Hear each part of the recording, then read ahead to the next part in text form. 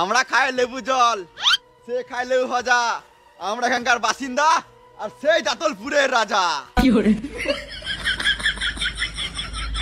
আজ হঠাৎ আলোচনা সভা বসাবার কারণ কি? তেমন কিছু না, ভিড় করার জন্য।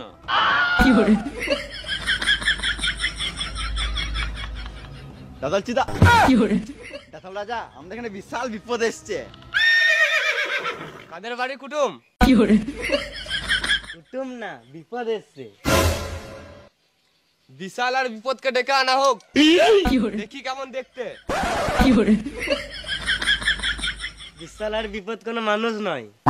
বিশাল আর বিপদ এসছে মানে দুর্ঘটনা ঘটতে পারে। ও, আগে বলবে তো পঞ্চানন, আমি আলাদা কিছুই ভাবছিলাম। চিন্তা করে লাভ নাই দাতল রাজা, মন্ত্রী এখানেই আছে। চিন্তা করে লাভ নাই, মন্ত্রী এখানেই আছে, বাল ছিঁড়ে নেবে। সবাই দেখেছে এই দাঁতলপুরে একটা আলাদা ধরনেরই পাখি উড়ে বেড়াচ্ছে। আর শব্দ কি পুরো ভাঁ ভাঁ। পাখিটার 4টে ডানা আছে। পাখিটা অনেক সাহসী, এরকম পাখি আগে কখনো দেখি নাই। আমি তারওয়াল দেখাচ্ছি তাও পালাচ্ছে না, উল্টো আমাদেরকে তাড়াচ্ছে।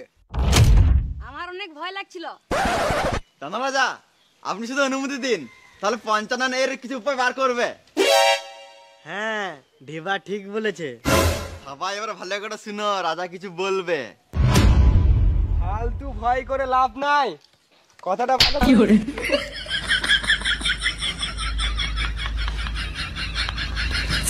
সবাই মন দিয়ে।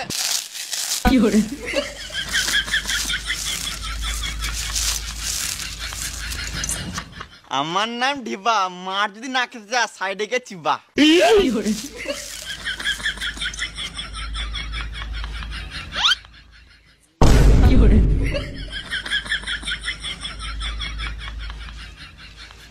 পাখিটা কেমন দেখতে সেটা তো আমি জানি না, কিন্তু পাখিটা কি খায় সেটা আগে জানতে হবে।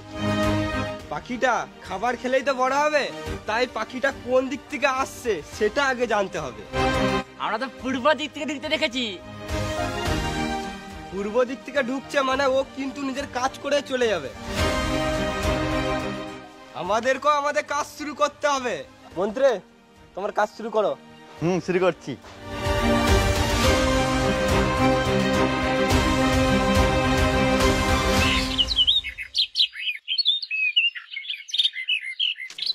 পূর্ব দিকের জঙ্গলে গিয়ে দেখতে হবে।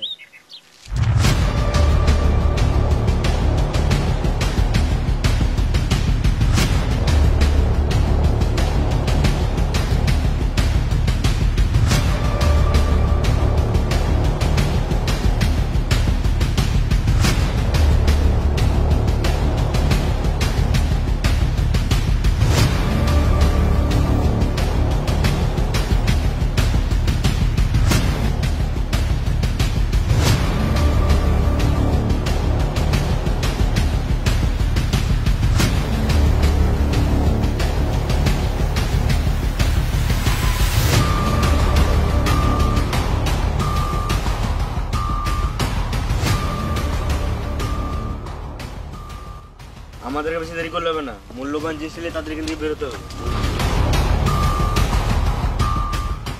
একটা লোক আসছে, আমি কথা বলে আসছি।